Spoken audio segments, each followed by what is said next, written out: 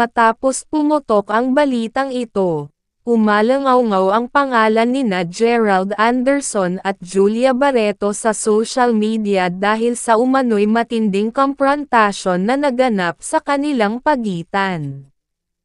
Ayon sa mga malapit sa aktor, hindi na nakapagpigil si Gerald nang matuklasan nito ang katotohanang ilang buwan na palang may ibang karelasyon si Julia habang sila ay opisyal pang magkasintahan. Sa halip na manahimik tulad ng dati, nagdesisyon umano si Gerald na tapusin na ng tuluyan ang kanilang relasyon at pinagtabuyan ang aktres mula sa kanyang bahay kung saan madalas silang nagkikita. Eksklusibong nakalap ng ilang entertainment insiders na nagkaroon ng mainit na pagtatalo ng personal silang nagharap. Sa nasabing komprontasyon, diretsahan umanong sinabi ni Gerald kay Julia na hindi niya kayang ipagpatuloy pa ang kanilang relasyon kung ang tiwala na siyang pundasyon nito ay nawasak na.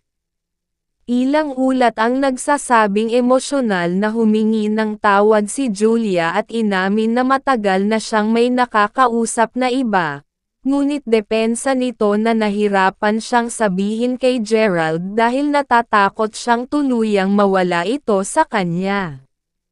Ngunit tila huli na ang lahat para kay Gerald. Ayon sa mga nakasaksi, matapos ang kanilang pag-uusap ay nagpasya na si Gerald na tuluyang paalisan si Julia sa kanyang tahanan at ibalik lahat ng gamit nito. Ang ilang kasamahan ni Gerald sa negosyo at mga kaibigan niya ay nagsabi na kitang-kita ang bigat ng loob ng aktor ngunit pinili pa rin nitong maging matatag at huwag gumawa ng eksena sa publiko. Gayunpaman, hindi may kakaila na ramdam ang kanyang emosyon, lalo na't ilang taon din nilang pinagsamahan ang relasyon na ngayon ay tuluyan ng natuldukan. Maraming netizens ang naglabas ng kanilang reaksyon.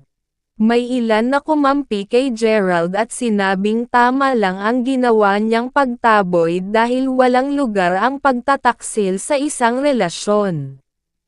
Mayroon ding mga nakisimpatya kay Julia at nagsabing baka may matinding dahilan ang aktres kaya siya napalapit sa ibang tao. Subalit karamihan ay nagsabing masakit man para sa kanilang dalawa, pero ito ang tamang hakbang para matapos na ang isyu at makahanap sila ng kapanatagan sa hiwalayan. Samantala, ilang kaibigan nina Gerald at Julia sa showbiz ang nagbigay ng kanilang opinyon. May nagsabing matagal nang nararamdaman ni Gerald na may kakaiba sa ikilos ni Julia kaya hindi na siya gaanong nagulat nang lumabas ang balita. Isang source pa ang nagsabi na plano sanang ayusin ni Gerald ang kanilang relasyon at nag-iipon na nga ito para sa engagement ring na ibibigay sana kay Julia ngayong taon, ngunit tuluyan nang nagbago ang lahat matapos mabunyag ang katotohanan. Sa ngayon, mas pinipili ni Gerald na ituon ang kanyang atensyon sa kanyang mga negosyo at upcoming projects. Sa isang panayam, sinabi nitong mahalaga para sa kanya na makabangon at maibalik ang focus sa kanyang career at personal growth. Si Julia naman ay nagdesisyong manahimik muna at umiwas sa media, ngunit may ilang kaibigan niya ang nagsasabing plano nitong humarap sa publiko sa mga darating na araw para linawin ang kanyang panig. Ang pangyayaring ito ay patuloy na pinag-uusapan sa social media, at tila hindi pa dito nagtatapos ang isyu dahil marami pang revelasyon ang maaaring lumabas. Malaki ang epekto nito sa kanilang karera at personal na buhay.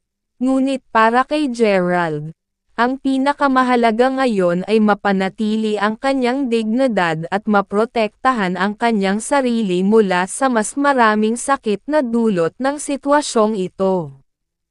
Bukod sa matinding komosayon sa pagitan nina Gerald Anderson at Julia Barreto, nadagdagan pa ang tensyon nang magsalita na rin ang pamilya ni Gerald tungkol sa nangyari. Ayon sa isang malapit na kaanak, matagal nang napapansin ng pamilya na tila may distansya sa pagitan ng dalawa at bihira na silang makita na magkasama sa mga family gathering. Sa oras na nakumpirma ni Gerald ang kanyang hinala na ilang buwan na palang may ibang karelasyon si Julia, agad niyang ipinaalam ito sa kanyang pamilya.